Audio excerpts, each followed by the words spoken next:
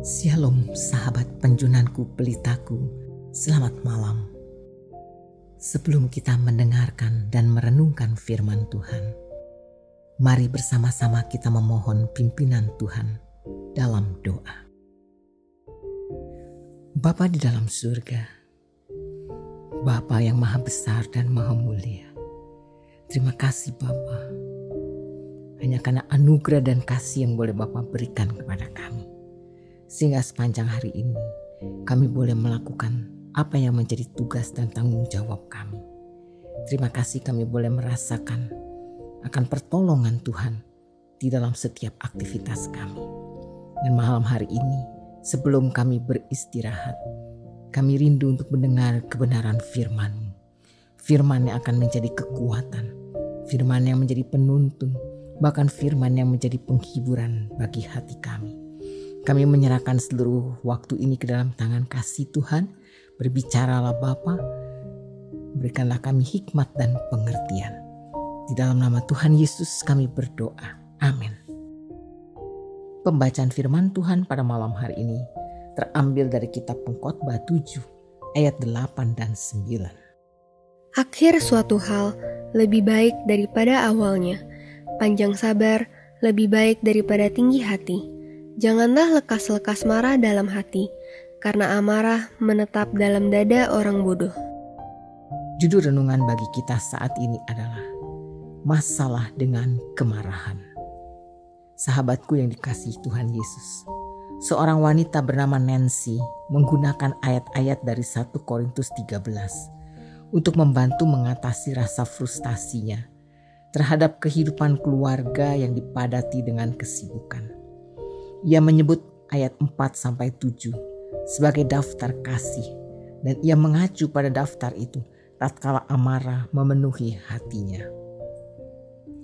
Nancy memberi sebuah contoh bagaimana ia memakai daftarnya tersebut. Pada suatu pagi, ia pergi untuk melakukan berbagai hal sebelum ia dan keluarganya pergi berlibur.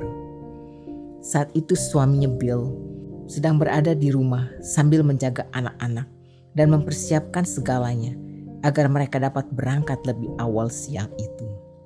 Sepulangnya dari toko bahan pangan, rumah ibunya, kantor pos, bank, dan rumah sakit untuk membesuk temannya, yang mendapati bahwa ternyata suaminya sepanjang pagi ini hanya mencuci dan menggosok mobil.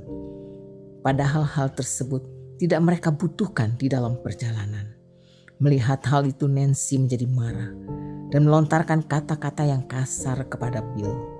Tetapi kemudian kata-kata pada daftar kasih itu muncul di dalam benaknya.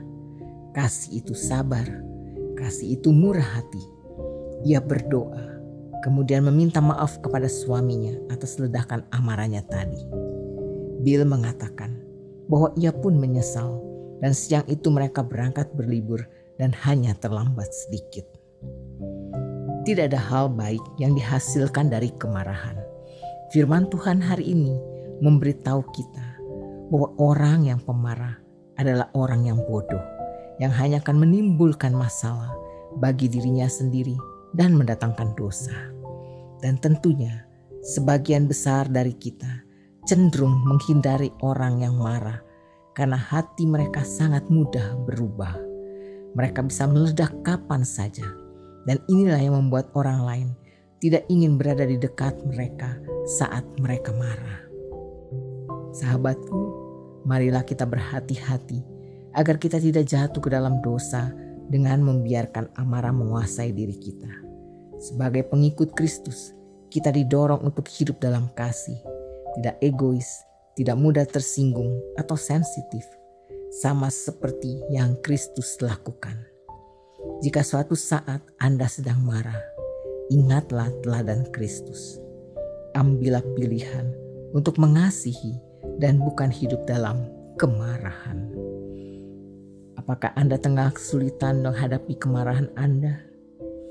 Tindakan apa yang Anda ambil ketika Anda berhadapan dengan situasi yang membuat Anda marah?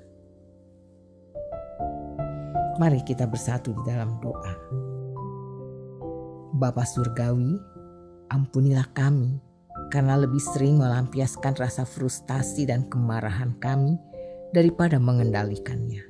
Karena itu Bapa, berikanlah kami hati yang penuh dengan kelemah lembutan, sehingga kami dapat menjalani kehidupan penuh dengan kasih. Ajarlah kami untuk bisa mengatasi kemarahan dan ketidaksabaran kami. Tolonglah kami untuk mengikuti teladan Yesus. Bapa, sekarang kami akan beristirahat di malam hari ini. Kiranya Bapa memberikan damai sejahtera dalam batin kami, sehingga kami dapat beristirahat dengan baik. Segala beban dan persoalan yang ada dalam kehidupan kami mau serahkan semuanya ke dalam tangan pengasihan-Mu Bapa. Terima kasih Bapa. Dalam Kristus Yesus, Tuhan kami, Juru Selamat dan Penebus kami berdoa dan bersyukur. Amin.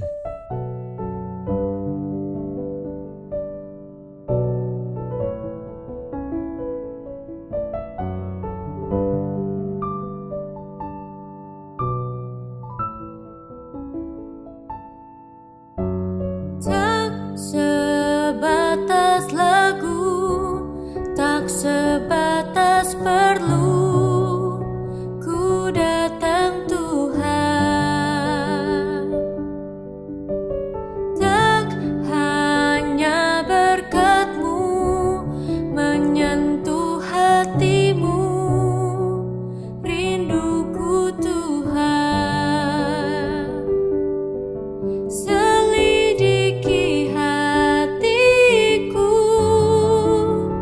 apa ku sungguh mengasihi-Mu.